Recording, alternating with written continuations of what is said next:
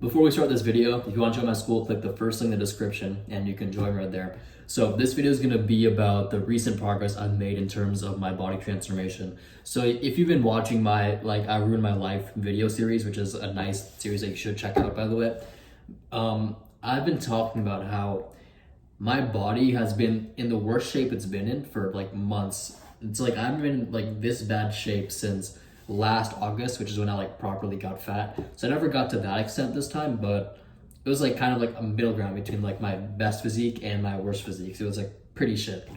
So I honestly expected like it would take me months or like at least like a month or two to reach like back to like a pretty good physique again. But then I'm not even kidding, within 10 days, like it all reversed. And I just realized like most of it wasn't even fat.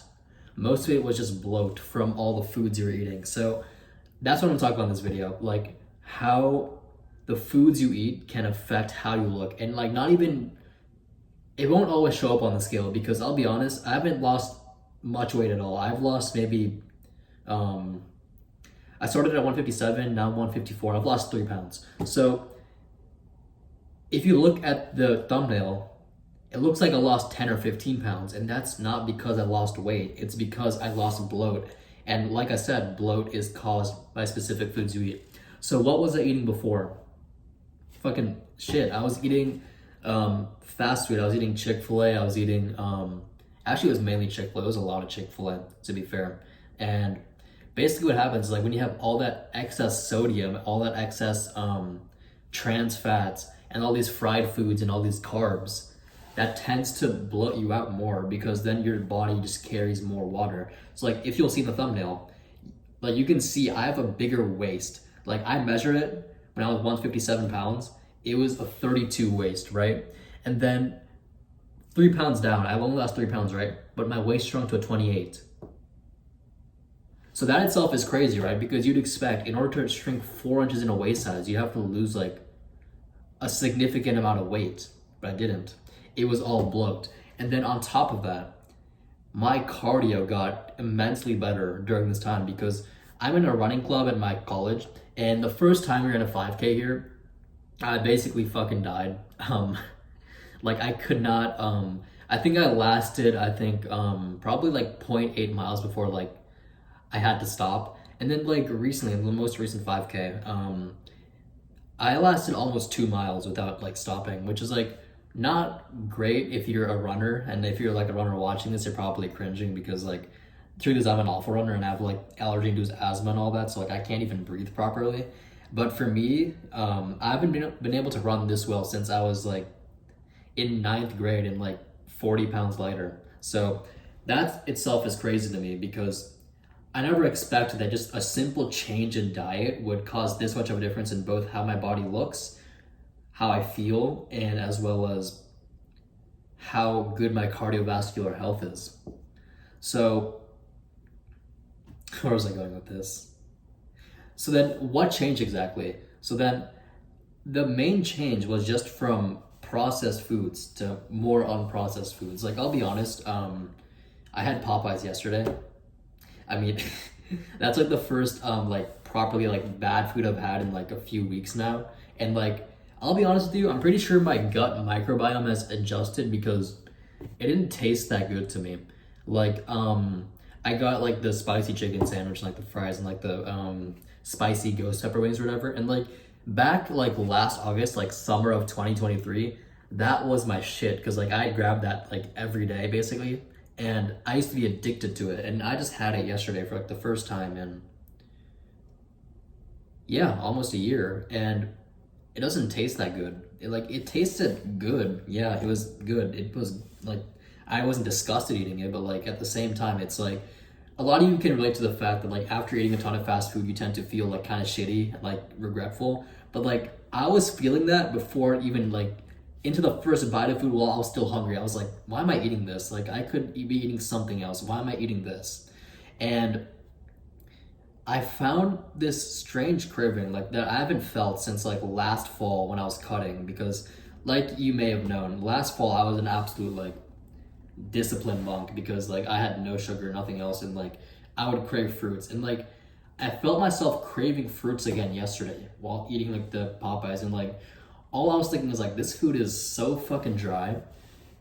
These fries do not taste that good. The wings are kind of disappointing, and like this burger isn't good either. And like all I was thinking is like, man, I could use a good ribeye steak and like some fruits, or like, you know, something more unprocessed. And that just shows that like I think I'm starting to come out of this fast food addiction I used to be in, because about 2-3 weeks ago, like I could not last a day without Chick-fil-A. Like I was going through like Chick-fil-A withdrawal symptoms. Like it was like I would have Chick-fil-A that day, be like, okay, this is the last day I'm having Chick-fil-A. And then the next day, be like, fuck, I want Chick-fil-A again. So now this is the last time I have Chick-fil-A. And that went like 3 or 4 times or something. And now I just like, even Chick-fil-A, it's like, I wouldn't mind it, but like at the same time, I don't really crave Chick-fil-A anymore. And I'm not sure, like for me especially, Chick-fil-A is like the biggest addiction I've ever had, because I don't know, something about it. I'm pretty sure it's like the sugar in the chicken, because if you've not had sugar in a while and you taste Chick-fil-A chicken, you can actually taste sugar in it, and it's kind of crazy. And then you realize that they actually brine their chicken in salt and sugar, which is, excuse me, why it's so addictive. So I'm over that craving now, because basically it takes a few weeks for your gut microbiome, which is basically like the things your body wants to taste and things your stomach is like craving. That's where cravings come from, your gut microbiome. That changes as you change your diet. So like, I'm not gonna lie to you, the first few days, maybe the first week, it was pretty hard. I wanted to give in to like getting some Chick-fil-A, getting some like waffle fries or whatever, but I didn't, because as long as I make it through that first week, then the rest of the journey will be a lot easier, because as soon as your gut microbiome adapts, then you no longer crave the thing that you used to crave so badly before. And then suddenly just think to yourself, why did I crave that so much? Like I'm thinking to myself now, I had Popeyes yesterday. Why did I crave Popeyes so much back in the day? Like I used to crave it so badly, I couldn't last like a day or two without Popeyes. And now it's like, it's not that good. Like it's not what I crave anymore. And that's a good thing, because some of you may be like sad to hear that, because a lot of you don't want to like, how do I say this?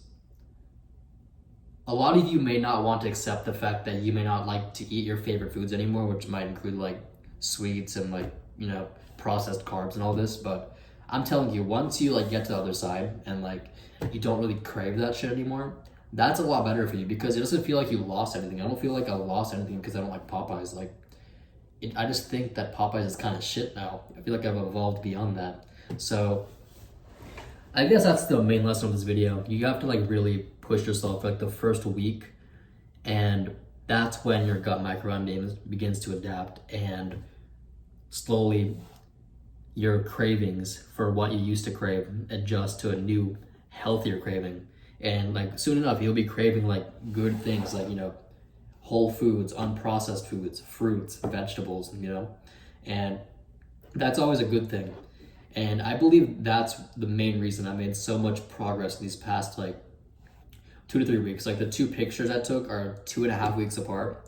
So you can see the difference between like fast food addict and healthy eater after 2.5 weeks.